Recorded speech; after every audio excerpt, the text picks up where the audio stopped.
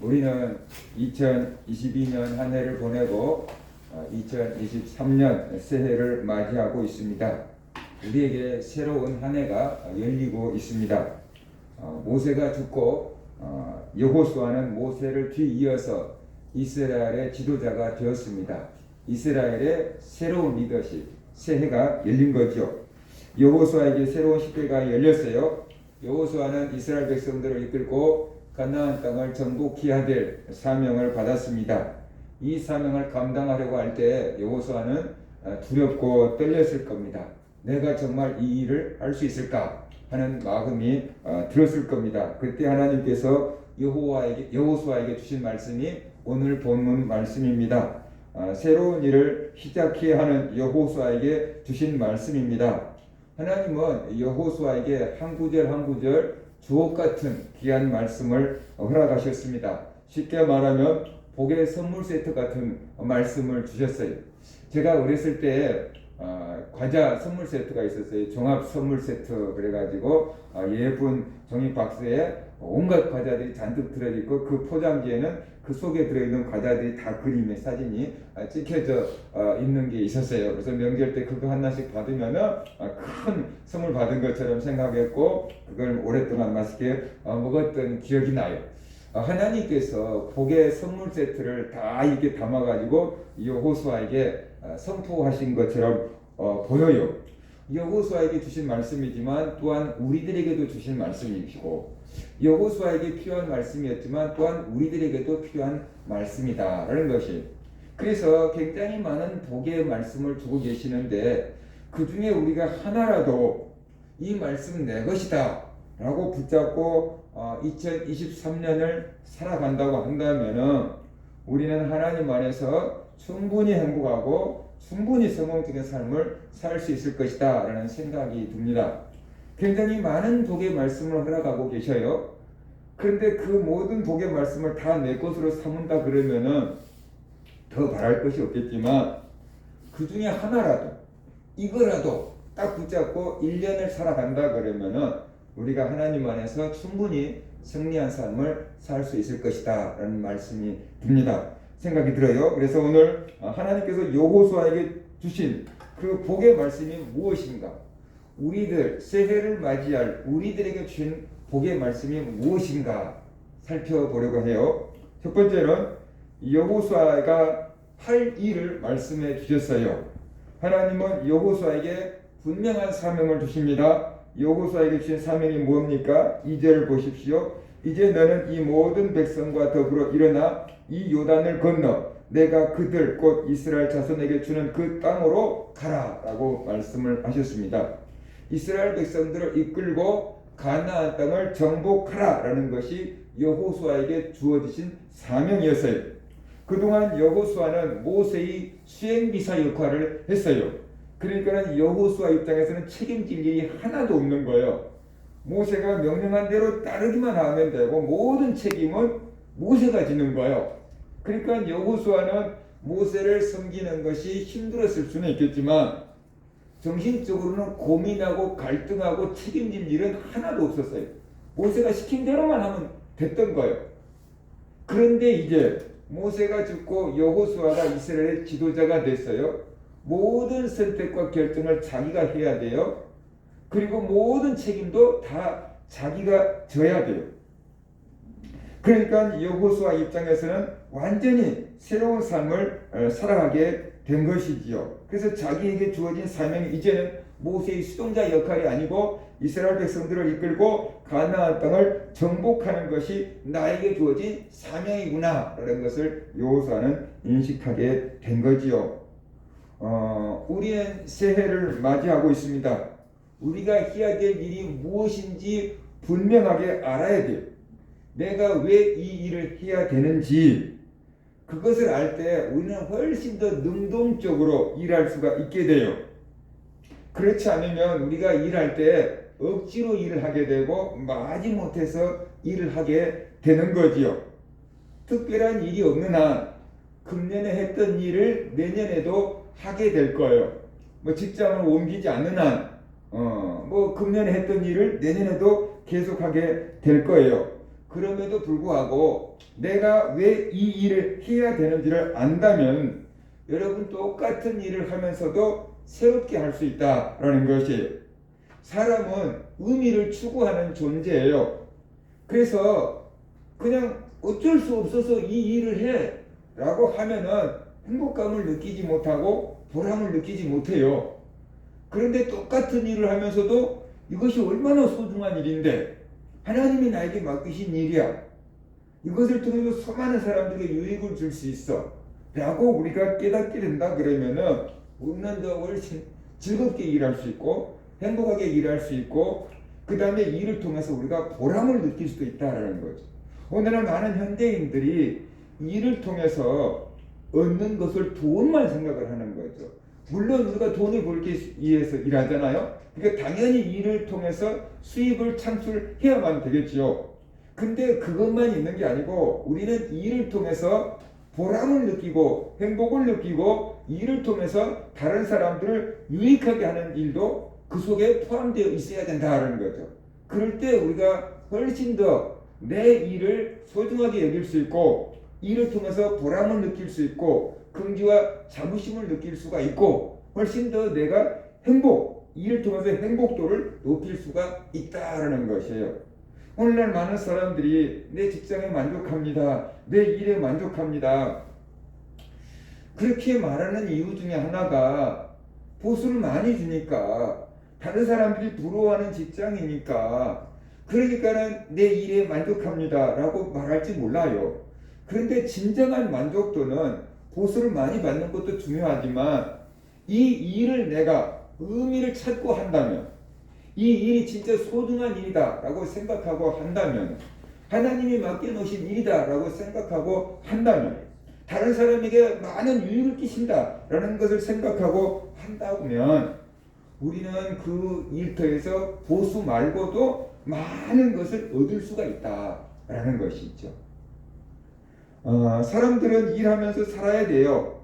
그런데 무엇을 해야 되는지, 왜 해야 되는지를 알고 일할 때 훨씬 행복해질 수 있습니다. 그러니까 사명을 깨닫는 것, 그것이 은혜고 복이다. 꼭 목사가 되고 선교사가 되라는 의미는 아니에요.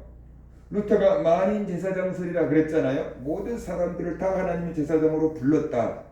일터는 내 선교 사역지다 라고 말하잖아요. 그렇기 때문에 내가 그 일터에서 얼마만큼 행복하게 살아가느냐, 그것이 내 인생의 행복도와 굉장히 밀접한 관계를 맺고 있다는 것이죠. 그런데 많은 사람들이 일을 할 때 마지못해서 일을 해요. 학생들 공부할 때 마지못해서 공부해요. 어른들 일할 때 먹고 살기 위해서, 가족들 먹여 살기 위해서 어쩔 수 없이 일해요. 그렇게 하다가 보면은 행복감을 얻을 수가 없다라는 것이에요. 똑같은 일을 하더라도 왜 내가 이 일을 해야 되는가를 생각해 봐야 돼요. 그래서 내가 이 일을 해야 된다는 어떤 의미, 사명감, 그것을 깨닫게 되면은 우리가 일터에서 훨씬 더 행복해질 수가 있다라는 것이죠. 똑같은 일을 하더라도 훨씬 더 힘이 날 수가 있는 것이죠. 그래서 여러분이 하나님 앞에서 해야 될 일이 무엇인가? 내가 왜 이 일을 해야 되지? 그것을 찾고 깨닫고 발견하는 한 해가 될 수 있기를 주의 이름으로 축원합니다.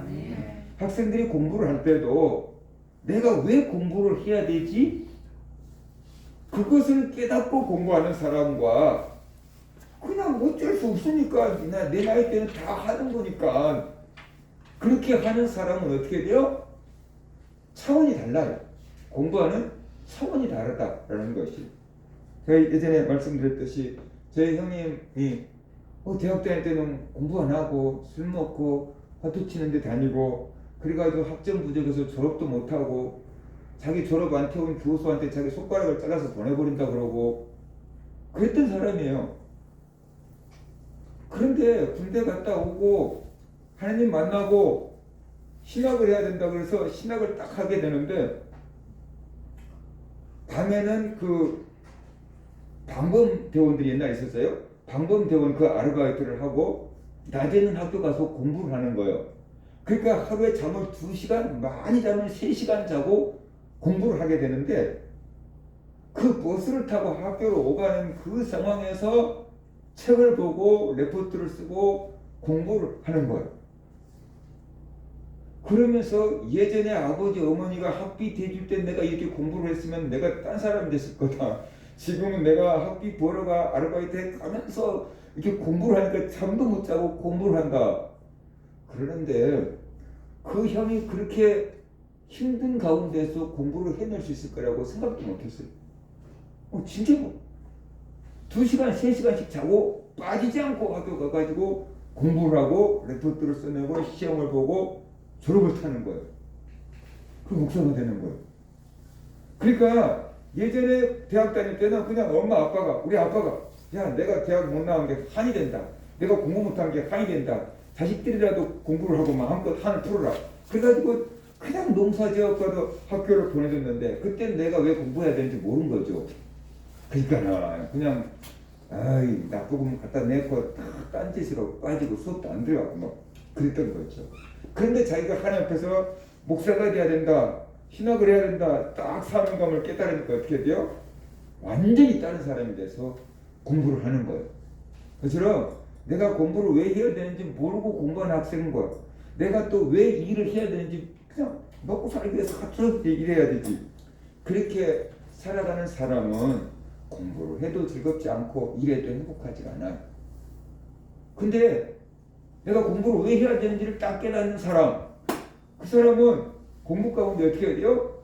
즐겁고 계획이 있으니까 공부를 하게 되는 거죠. 꿈이 있으니까 공부를 하게 되는 거죠. 일터에서 일하는 사람, 내가 이 일을 통해서도 뭔가 하나님께 영광을 돌릴 수 있다. 내가 이 일을 통해서도 뭔가 내가 하나님 원하시는 일을 하고 있다. 그것을 느낄 때 어떻게 돼요? 그 일터에서 성실하게 임할 수 있고 그 일터에서 정말로 우리가 어떻게 돼요? 행복하게 일할 수가 있게 된다. 똑같은 공부를 하고 똑같은 일을 하는데 내가 왜 이 일을 해야 되는지를 딱 찾고 발견하면은 대하는 자세가 달라져 버려요. 그러니까 여러분이 1년 동안 공부를 하고 1년 동안 일을 할 텐데 내가 왜 공부를 해야 되는지, 내가 왜 이 일을 해야 되는지 본만 그거 생각하면 별로 행복을 느낄 수가 없어요. 하나님 앞에서 여러분이 그 의미를 찾아낼 수 있기를 바랍니다. 그럴 때 여러분이 공부하는 학교가 즐거워지고 일하는 일터가 행복해질 수가 있다는 것이, 여호수아는 가나안 땅을 정복하는 것이 그에게 주어진 사명이었어요. 우리들도 여호수아처럼 가나안 땅을 정복해야 됩니다. 우리에게 주어진 가나안 땅은 무엇입니까? 우리에게 주어진 가나안 땅은 무엇입니까? 중동 쪽에 가서 가나안 땅을 정복해야 됩니까? 우리에게 주어진 가나안 땅은 천국이에요. 우리에게 주어진 가나안 땅은 천국인 줄 믿으시기 바랍니다. 천국은 침노하는 자가 빼앗는다 그랬어요. 근데 함께 많은 성도들이 이제 나 예수 믿었으니까 당연히 천국 가겠지 그렇게 생각하고 안이하게 신앙생활하고 있는 경우들이 굉장히 많이 있죠. 이제 내 예수 믿었으니까 당연히 천국 갈 거야. 이제 뭐 천국 갈 때 가더라도 마음껏 세상을 즐기다 가자. 그렇게 마음을 먹고 있는 사람이라면 진정 거듭난 사람인가를 생각해 봐야 돼요. 진정으로 성령으로 거듭난 사람이 그런 생각을 한다면 이건 정말 이상한 거예요. 성령으로 진짜로 거듭난 사람은 그렇게 생각할 수가 없는데 그런 생각을 한다는 것 자체가 이상한 거예요. 그래서 천국은 침노하는 자가 빼앗는다 그랬어요. 야곱이 하나님의 복을 받기 위해서 온갖 노력을 다했던 것처럼 천국에 가기 위해서 길을 쓰고 애쓰고 그렇게 신앙생활하는 사람이 천국에 가는 거고 천국을 침노하는 것이에요. 그것이 우리에게 주어진 사명이에요. 우리는 절대로 지옥 가면 안 돼요. 우리는 끝까지 믿음을 지켜서 천국에 가야 돼요. 또 우리만 가나안 땅에 들어가면 안 돼요. 우리의 가족들을 데리고 가나안 땅에 들어가야 돼요. 우리의 가족들을 데리고 천국에 가야 돼요. 우리의 가족들을 구원해야 되잖아.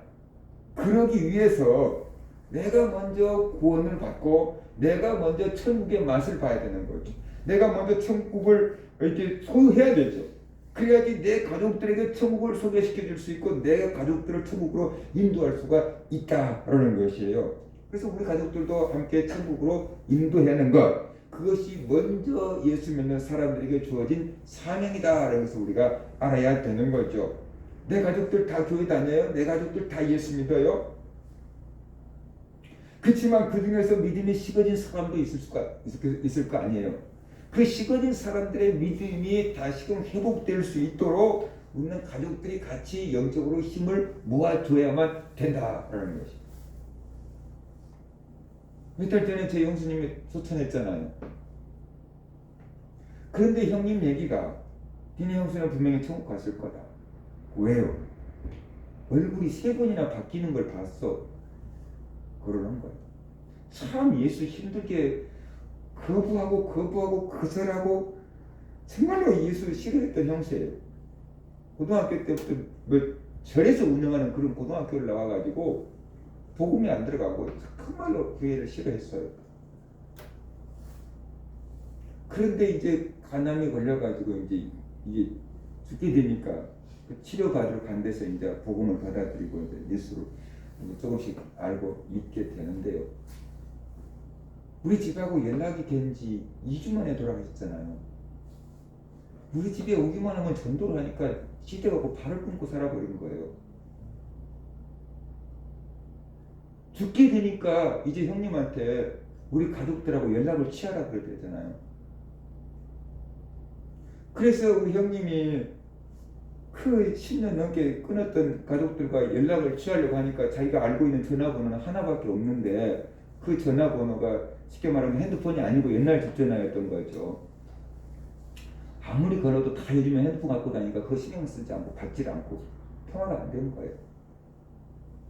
애간장을 녹이다가 동생 교회를 찾은 거죠. 우리 잘된 교회를 찾은 거예요. 그래서 인터넷 찾으니까 잘된 교회가 이제 나온 거죠. 그래서 우리 교회 전화번호로 계속 전화를 하는데 제가 여기서 계속 근무한 건 아니잖아요. 예배 때만 있고 아니면 가잖아요. 그 통화가 안 된 거예요. 그래서 내가 조금 교회에서 이제 늦게 있다가 전화를 받았는데 잘된 교회냐고 김석준 목사냐고 그런 거예요. 그래서 맞다고 그랬더니 나네 그러더라고. 자기 이름을 대더라고. 10몇 년 만에 들어본 전화 목소리. 웬일이냐고. 그랬더니 그렇게 나를 찾았다는 거예요. 그래가지고 얘기를 하는데 형수님이 이렇게 해요. 그래가지고 제가 우리 집 식구들한테 전부 전화 드려하고 기도해라. 복음 들어가게 해라.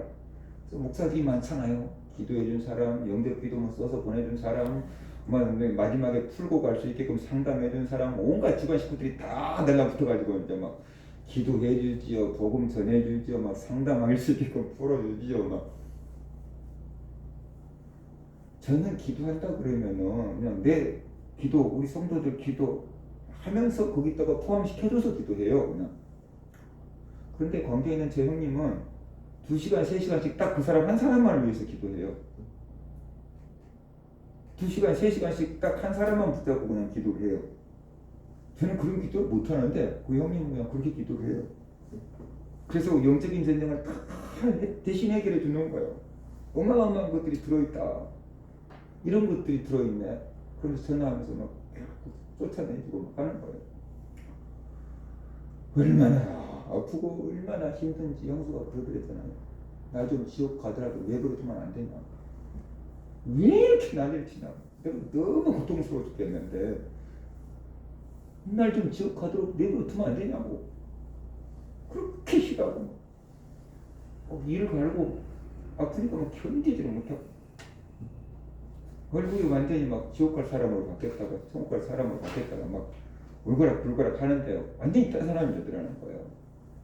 그런데 마지막에 광주에서 목사님이 전화로 기도해주고 막 하니까 편안해지면서 얼굴이 확 피면서 딱 돌아갔다는 거예요.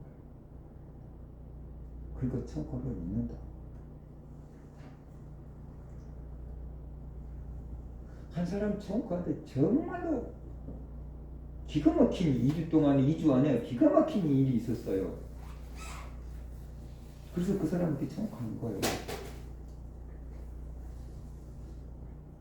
그러니까 형님이 위로를 받는 거죠. 그렇지 않았으면 진짜 감당하기 힘들었을 거예요. 지옥 갔다고 생각한다면 허전해서 감당하기가 힘들었을 거예요. 근데 지옥 갔다고는 그걸 자기가 확신하기 때문에 그나마 위안을 얻고 그 상처를 이겨내고 있는 거거든요. 우리 가족들이 지옥에 가서 고통당하고 있는 것을 보면 어찌 견딜 수가 있겠습니까? 그죠? 돌아가실 때 모습을 보면 천국 가는 사람과 지옥 가는 사람이 너무 다른 거예요. 저희 아버지가 돌아가셨어요. 그래서 소식을 듣고 내려간 거죠. 임종을 못 지켜봤어요. 제가 딱 내려갔더니 어머니가 마루에서 편안히 앉아 계셨고요. 아버지 봐라 그러시더라고요. 방에 들어가니까 병풍이 이렇게 쳐져 있더라고요. 그 병풍을 걷고 들어갔어요. 그 아버지 딱 걷어서 얼굴을 보는데 너무 인자하게, 평생 그렇게 아버지 인자하는 모습을 본 적이 없는데 딱 미소를 머금고 돌아가고 계신 거예요. 근데 잠을 자는 것 같아요. 뭐 돌아가시면 표가 안 나는 거예요. 그래가지고 안 돌아가신 것 같은데? 그리고 아버지 손을 이렇게 딱 잡아봤는데 차갑게 나무처럼 딱딱하더만, 온기가 없이 차갑고 나무처럼 딱딱한데 얼굴은 너무 편안한 거예요. 3일장을 치르잖아요. 저희 큰아버지가 오셔서 직접 염을 다 하고 장례를 다 직관했어요. 큰아버지 예수도 안 믿는 사람이에요. 그런데 3일 동안 딱 염을 다 하고, 큰아버지가 동네 수많은 사람들의 염을 많이 해봤는데 그 큰아버지가 염을 다 하고 딱 나오면서 뭐라고 말씀하시냐면은 니네 아버지 무덤에 십자가 해줘라 그랬어요. 예수도 안 믿는 사람이에요. 근데 하시는 말씀이 뭐라고? 내가 수많은 사람들의 염을 해봤는데 니네 아버지 같은 사람은 처음 봤다. 니네 아버지 같이 편안한 사람, 며칠 지나도 아무런 냄새도 안 나는 사람, 니네 아버지 같은 사람 내가 처음 봤다. 니네 아버지는 분명히 착하다. 그러니까 무덤 앞에 십자가를 해세워라. 예수 믿지 않냐? 큰아버지가 그렇게 말씀하셨어요. 너무 다른 거예요. 그러니까 저희 어머니가 평상시에도 심장이 약해갖고 걱정이 많이 했는데 어머니가 너무 평안하시는 거예요. 마지막 돌아가시는 그 순간까지 전도사님 와갖고 찬송 불러주고 기도하고 영접 기도하고 숨이 딱 꺼지셨거든요. 너무 편안하게 하시고. 그러니까는 그렇게 심장 약하던 어머니도 마음이 편하다. 내 아버지 그렇게 갔으니까 마음이 편하다. 그리고 임종을 지켜본 바로 위에 있는 형님하고 어머니하고 둘이서 임종을 지켜봤는데, 임종을 지켜본 형님 꿈에 천사가 아버지를 탁 데리고 하늘 올라가면서 보여주셨대요. 그 형님이 돌아가시려고 그러니까 전사님 모시고 와갖고 예배 드리고 옆에서 임종 다 지켜보았거든요. 그러니까 돌아가신 것을 봐도 평안한 거죠. 우리만 천국 가면 안 돼요. 우리 가족들을 데리고 천국에 가야 돼요. 근데 그냥 같이 있으니까 천국 갑시다 그러면 말 좀 들으면 얼마나 좋아요. 온갖 말을 해도 안 듣잖아요. 응? 저 영수처럼 지옥 가더라도 내버려 둬, 괴롭히지 마, 그러잖아요. 근데 그게 왜 그러겠어요? 그 속에 악한 것이 확 사로잡고 있으니까 그런 소리를 하는 거 아니에요? 그죠? 악한 것이 사로잡고 있으니까. 근데 이걸 자기가 이겨낼 힘이 없는 거예요. 이걸 힘이 없는 거예요. 그럼 못 이기는 거예요. 웬만큼한 사람이 와갖고 이겨줄 수가 없는 거예요. 그 한 사람에서 2시간, 3시간씩. 그래서요, 교회를 제대로 등록하고 다닌 적이 없으니까 장례 이들을 들여달래요. 그래서 광주 형님 목사님한테 이제 제가 큰 목사님이니까 거기다 들여달라고 했더니 내가 광주서부터 올라가고 힘드니까 서울에 있는 막둥이 목사한테 예배 드려달라 그래라. 그러는가 봐요. 그래서 나한테 해달라고 전화가 온 거예요. 이렇게 했더니 형님이 네 보고 하라네. 알았어요. 그래서 광주 형님 목사님한테 그럼 형님 기도해 주실 수 있어요? 오케이, 기도해 줄게.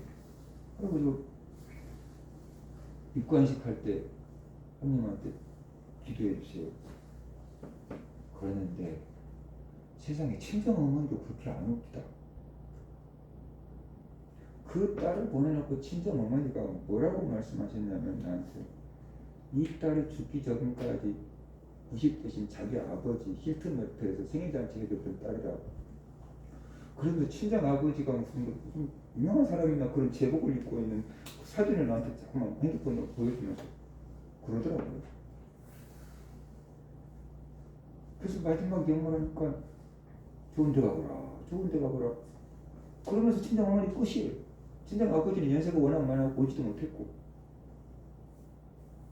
아무튼 형님한테 기도를 부탁했는데 그 형님이 기도하다가 울컥울컥 올라와가지고 통곡을 하면서 기도를 했어요. 그래서 이들 인간은 제가 그렇게 생각했어요. 몇십 년 동안 못 봤는데 저렇게 눈물 흘리며 기도가 되나?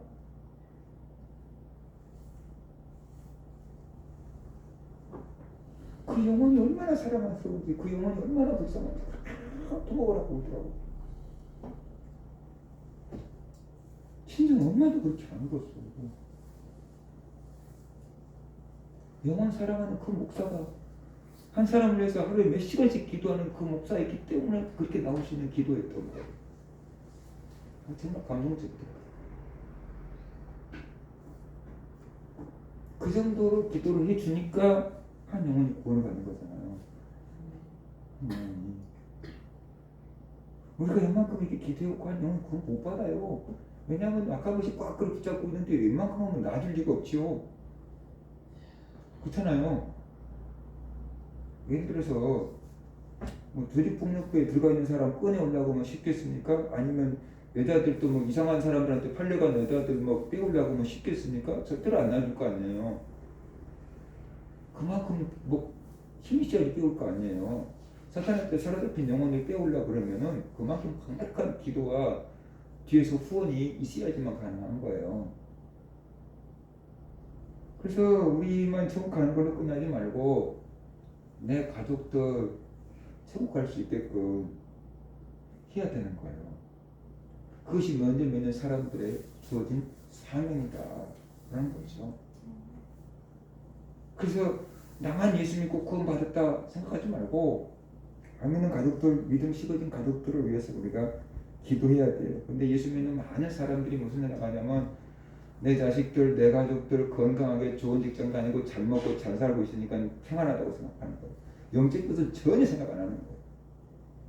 건강하고 잘 먹고 잘 살고 직장 잘 살고 있으니까 이제 부모 역할 다 하고 걱정 없다 라고 하는 사람들이 많아요.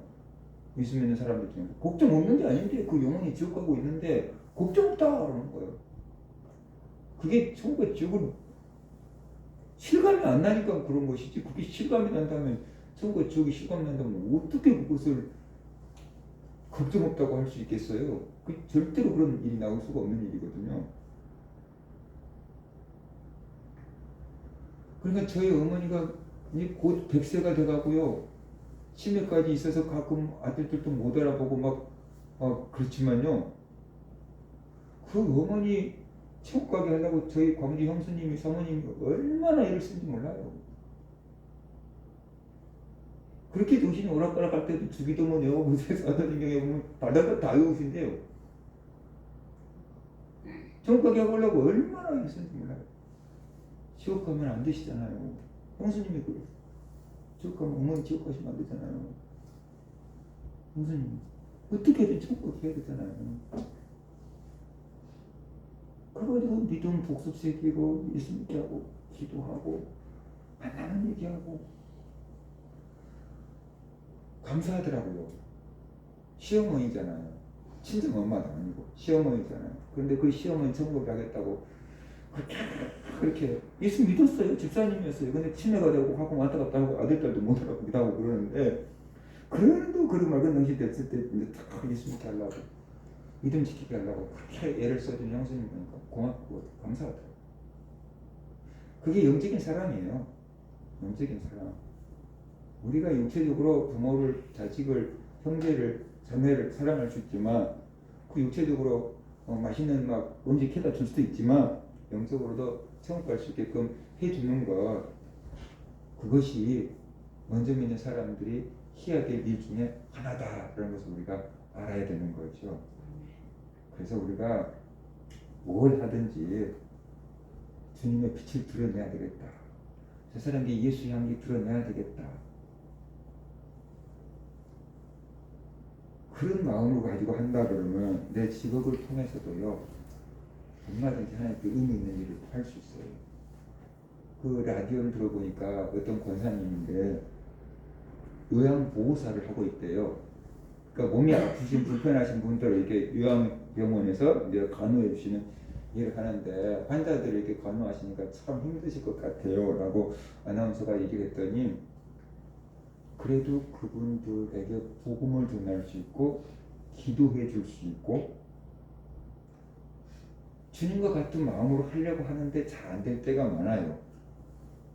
그런데 늘 그 극동방송 틀어주고 있어요. 그러는 거예요. 그러니까는 그 치매에 걸리고 요양병원에 있는 그 분들에게 어떻게 돼요? 복음을 전하고 극동방송을 틀어주고 전도하고 기도해주고, 돈만 버는 게 아니고 그 영혼 구원 일을 하고 있다는 거예요. 그러니까는 힘들어도 너무 좋아요. 그러는 거예요. 요양보호사들 보수 많이 받지는 않을 거예요. 야간 근무도 하고 그러더라고요. 저희 어머니처럼 치매 걸린 사람들이 가끔 막 그러면은 막 욕짓거리도 하고 막 괴롭히기도 하고 막 그런데요. 얼마나 힘든 일이겠어요. 그런데 복음을 전할 수 있고 기도해 줄 수 있고 극동방송 틀어줄 수 있고, 택시 하시는 분들도 극동방송 틀어주신 분들도 있고 그러고, 그 일을 통해서 돈만 버는 게 아니고 그 일을 통해서 어떻게 돼요?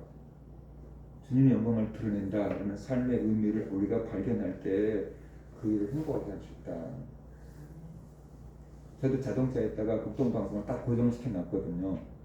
그런데 이제 자동차를 고치러 가거나 자동차 검사 대행을 보내면은 그 사람들도 들을 거 아니에요. 근데 갔다 오면 이제 소리가 다 줄여져 있는 거예요. 왜 소리가 안 나오지? 하다 보면은 이제 그 사람들이 이제 듣다가 이제 다른 종교가 있고 그러면 어떻게 이제 줄여 넣는 거죠. 이제 소리를 줄여 넣는 거. 근데 들어봤으니까 교회 방송이구나 알고 또 줄여 놨을 거 아니에요. 그거 한마디라도 듣게 하면은 의미 있는 거잖아요. 그래서 내가 하는 공부가, 내가 하는 일이 주님과 전혀 상관없는 일인 것 같을 수 있지만 그 속에서 내가 지혜를 구하고 하나님의 뜻을 찾는다 그러면은 그것이 영혼 구원함과 연결될 수 있고 주님의 영광을 드러내는 것과 연결될 수 있다고 한다면은 우리는 물질도 벌 수 있지만 어떻게 돼요? 하나님의 구원 사역에 동참한다라는 의미를 찾을 수 있기 때문에 훨씬 더 만족감을 가지고 일할 수가 있게 된다라는 것이죠. 그 다음에 두 번째로 발바닥으로 밟는 땅을 주겠다라고 하셨어요. 3절을 보세요. 내가 모세에게 말한 바와 같이 너희 발바닥으로 밟는 곳은 모두 내가 너에게 주었노니 그랬어요. 표준 세번역은 3절을 이렇게 번역합니다. 내가 모세에게 말한 대로 너희 발바닥이 닿는 곳은 어디든지 내가 너에게 주겠다 그랬어요. 이스라엘 백성들이 발바닥으로 밟는 곳은 전부 이스라엘 백성들에게 주겠다고 하셨어요. 그러니까 믿고 순종하라는 것이, 가서 발바닥으로 밟기만 하라는 것이, 그러면 나머지는 하나님이 다 알아서 해주겠다는 것이, 믿음으로 그 땅을 밟기만 하면 되는 겁니다. 아직 이스라엘 백성들은 가나안 땅에 들어가지도 않았어요. 그런데 하나님이 발바닥으로 밟기만 하면 다 너에게 주겠다고 약속하셨습니다. 이스라엘 백성들은 승리가 보장된 싸움을 하는 것이, 성공이 보장된 싸움을 하는 것이, 이것처럼 쉬운 일이 어디 있겠습니까? 우리에게 이런 보장이 주어진다면 얼마나 좋겠습니까? 그런데 우리에게도 이런 보장이 주어졌다라는 것이, 우리는 영적인 전쟁을 하고 있는 거죠. 예수를 믿는 순간 우리는 원하든 원치 않든 영적인 전쟁에 하나님의 군사로 투입이 되는 것입니다. 우리의 대장은 예수 그리스도입니다. 예수 그리스도가 이미 사탄의 머리를 상하게 하셨습니다. 우리 눈으로 보면은 사탄이 이기는 것 같습니다. 하지만 예수님은 내가 이겼다라고 선언하셨습니다. 요한복음 16장 33절 이것을 너에게 이르는 것은 너희로 내 안에서 평안을 누리게 하려 함이라. 세상에서는 너희가 환난을 당하나 담대하라. 내가 세상을 이겼노라. 세상을 이겼다라고 선언하신 분이 예수님 말고 누가 있습니까? 분명히 예수님은 세상을 이겼다고 하셨습니다. 그러므로 우리는 예수 그리스도 안에서 이기게 됩니다. 승리가 보장된 싸움을 하고 있습니다. 우리는 예수님을 믿고 전쟁에 참여하기만 하면 됩니다. 예수님께 붙어있기만 하면 됩니다. 그러면 예수님과 함께 승리의 결과를 부르게 되는 것이지요. 예수님은 이미 사망 권세를 이기고 승리하셨어요. 승리는 예수님의 것입니다. 최후 승리는 성도들의 것이. 그런데 우리가 예수를 믿고 세상에 살아가는 동안 죄와 싸우고 사탄의 세력들과 싸우는데 항상 이기면 좋은데 항상 이긴 게 아니고 어떻게 돼요? 엎치락 뒤치락 해. 은혜 받고 믿음이 좋을 때는 내가 이기는데 믿음이 식어질 때는 내가 져. 그래서 엎치락 뒤치락 하니까 이 싸움의 결과를 우리가 예측할 수 없는 것 같아서 불안할 때가 굉장히 많아요. 근데 우리가 살아가는 동안 우리가 영적인 전쟁터에서 엎치락 뒤치락 하겠지만 이미 결론은 나 있는 거다. 이미 예수님이 이겨놓은 싸움이다. 그러니까 예수님이 승리자고 최후 승리는 성도들의 것이다 라는 것을 우리가 알아야 돼요. 가끔 국가대항 축구 시합을 보잖아요. 월드컵 국가대표들이 나가서 축구하는 것을 보잖아요. 그러면 어떻게 돼요? 막 이게 악상막하 그러면은 야 이길지 질지 조마조마하잖아요. 막 이겨라 이겨라 막 그러잖아요. 근데 재방송을 볼 때가 있잖아요. 이미 우리가 이긴 경기 골 넣은 거 너무 좋아갖고 재방송 볼 때가 있잖아요. 그럴 때는 우리가 막 공격을 당하고 있어도 어떻게 돼요? 두려워하지 않죠. 조마조마하지 않죠. 어차피 이긴 건데 뭐 우리가 이겼어. 그걸 알고 있으니까 우리가 조마조마하지 않은데 이게 재방송이 아닌 생방송을 보고 있을 때는 막 야 먹으면 안 되는데 막 그거 조마조마하잖아요. 우리는 지금 생방송을 보고 있는 것처럼 조마조마하고 엎치락뒤치락하는 전쟁을 하고 있지만 실제로 하나님 편에서 보면은 이건 재방송인 거예요. 이미 예수님이 다 이겨낸 싸움을 우리가 지금 뒤치다거리 하고 있는 거예요. 그러니까 최종 결론은 나 있어요. 누가 이겨요? 예수님이 이겨요. 누가 이겨요? 성도들이 이겨요. 그래서 우리는 이미 승리가 보장된 싸움을 싸우고 있는 거예요.